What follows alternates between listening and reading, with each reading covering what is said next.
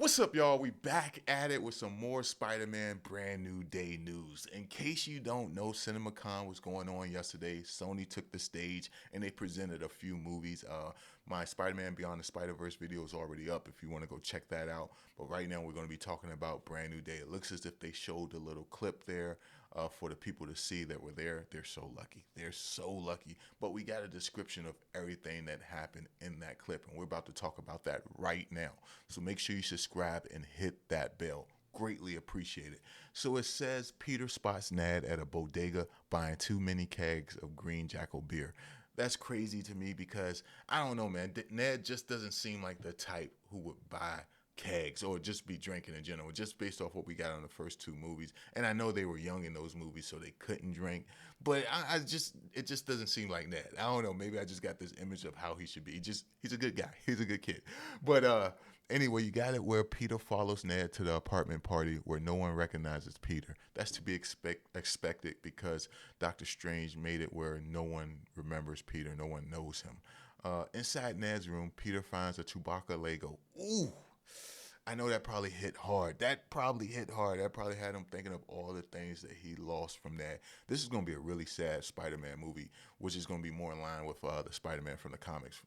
But damn, I know that's going to hurt.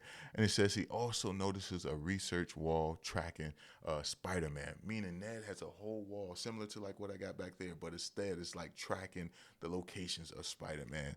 And he also has headline reference of a prodigy and a skyscraper squatter arrested for the 8th time. I'm very curious who that person is. Will that be a bit of an Easter egg leading to a character that we may see in the future of the series, or maybe even in that movie itself? But I'm very curious who that squatter is.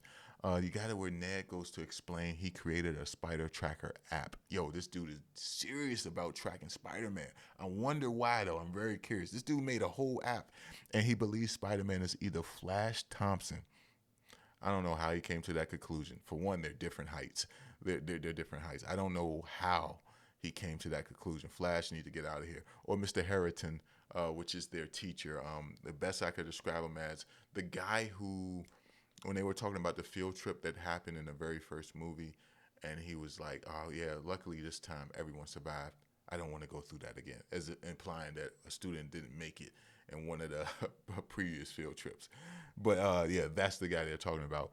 And then you have it where, as Ned is explaining all of this, and I'm wondering who he's explaining it to. I don't think it's Peter, unless he walked in on Peter while Peter was in his room. And the bigger question should be, why the hell are you in my room if I don't know you? You're a stranger, or at least he would be a stranger to, you know what I'm saying, to Ned. But anyway, while all that's going on, you have it where Zendaya character arrived, which is MJ, delivering her friendly neighborhood line from the trailer.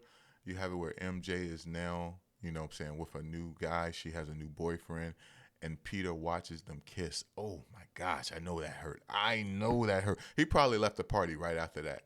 He probably left the party right after that.